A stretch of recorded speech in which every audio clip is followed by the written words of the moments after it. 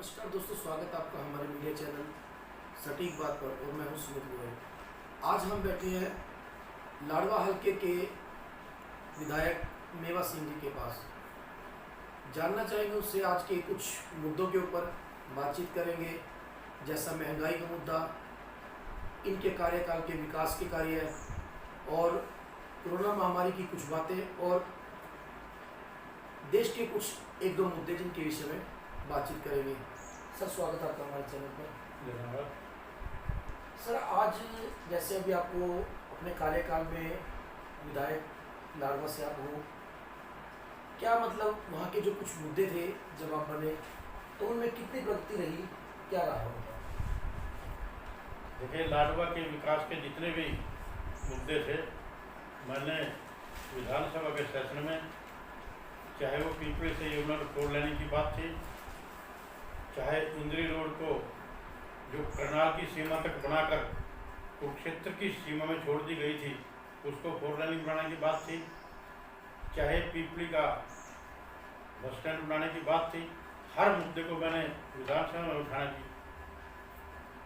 उठाया और मैं अपने उस विधानसभा मुद्दे उठाकर उसमें कुछ कामयाब भी हुआ। लाडवा इंद्री जो मार्ग था उसको जल्दी ही लाडवे तक 4 लेनिंग करवाने का काम करेंगे। और जो पीपली से यमुना तक 4 लेनिंग सड़क की बात थी उसका भी प्रोसेस 4 लेनिंग का शुरू उसमें हुआ है। लाडवे से शाहबाद की सड़क जो 4 लेनिंग थी उसका भी प्रोसेस शुरू हुआ। मुझे उम्मीद है जल्दी इन पर भी 4 लेनिंग का काम शुरू करवाने का काम करें। पीपली के बस स्टैंड के लिए भी शुक्रवार को मीटिंग है, मुझे उम्मीद है भी शुक्रवार की मीटिंग में ये भी हम इसका भी टेंडर करवाने में कामयाब हो। लाडवा का एक मुद्दा बड़े टाइम से अड़ा हुआ है। जैसे एक लाडवा में स्टेडियम था, पहले वो कांग्रेस के टाइम में ही रमेश गुप्ता जी ने उसका उद्घाटन किया था, मगर आज वो उसको जो हमारे कचरे का हब हुआ करता था बीच में बना दिया गया था, उसका कचरा उधर से उठा के उधर डाल दिया गया और स्टेडियम का जो अनावरण है वो गांव में कर दिया गया।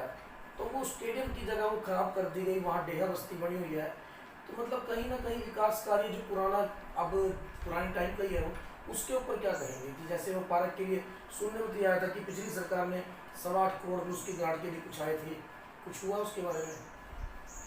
नहीं, वो एक शहर के बीच में अच्छी जगह थी, उसमें कोई ना कोई अच्छी बिल्डिंग, कोई अच्छी ऑफिस सरकारी बन सकता था, लेकिन पूर्व के एसडीएम ने उसमें कचरा गिरने का काम किया।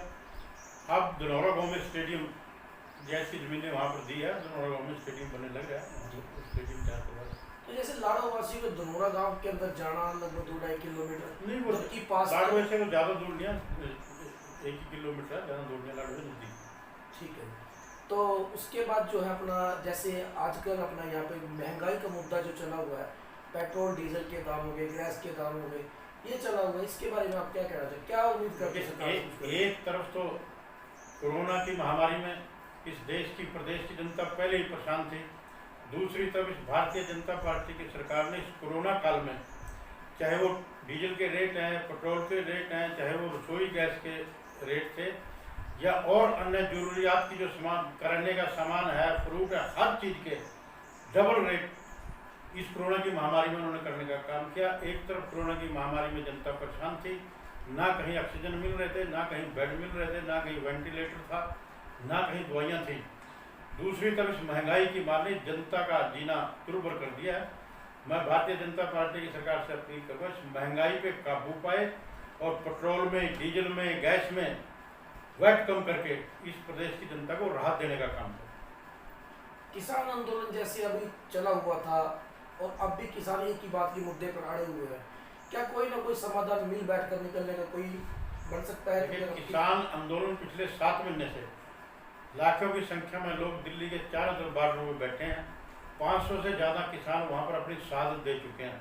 लेकिन भारतीय जनता पार्टी की सरकार राजहट छोड़कर राजधर्म निभाना चाहिए और किसानों से बातचीत करके तीनों काले कानून वापस लेने चाहिए।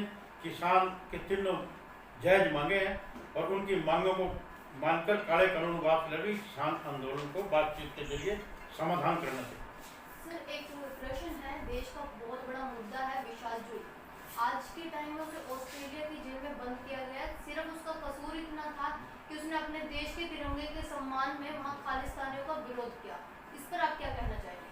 देखिए, विशाल ने वहाँ जो देश के तिरंगे का सम्मान करने का काम किया, खालिस्तानी को उसने वहाँ पर विरोध किया, इस वजह से उसको वहाँ पर अंदर अगर किया, तो भारत की सरकार ने ऑस्ट्रेलिया की सरकार से बातचीत करके उसको जेल से छुड़वाना चाहिए और उसका मान सम्मान करना चाहिए। सर, आप कांग्रेस पार्टी से हैं और आपकी कहीं ना कहीं सरकार रही है, तो सर क्या आप आगे इस मुद्दे को लेकर बात करेंगे? देखिए, ये कांग्रेस पार्टी और बीजेपी का मुद्दा नहीं, ये भारत देश का मुद्दा है। वो हमारे देश का, हमारे नागरिक है, हमारे हरियाणा का नागरिक है, नौजवान है। तो भारत की सरकार की विदेश मंत्रालय की जिम्मेवारी बनती है कि वहाँ की एम्बेसी से, वहाँ की सरकार से बातचीत करके उसको वहाँ से छुड़ाने का काम करे। क्या आप जैसे उनके परिवार के साथ मिलकर किसी उच्चाधिकारियों से आप इस विषय में बात कर सकते हैं? क्योंकि अब ये तो बात आपने कही दी है कि ये सिर्फ कांग्रेस और बीजेपी का मुद्दा नहीं, अपने राष्ट्र का मुद्दा है। इस मामले में आप भी किसी अधिकारी जन से ऊपर हाईकमान से कहीं बात करके, ताकि परिवार को सांत्वना मिले इस चीज़ के लिए। जितना भी हम प्रयास कर सकते हैं उसके बारे में करेंगे। जहाँ भी हम कोशिश करेंगे उसको राहत मिल सके उसको परिवार को, उसको वहाँ से छुड़वाने का काम। धन्यवाद।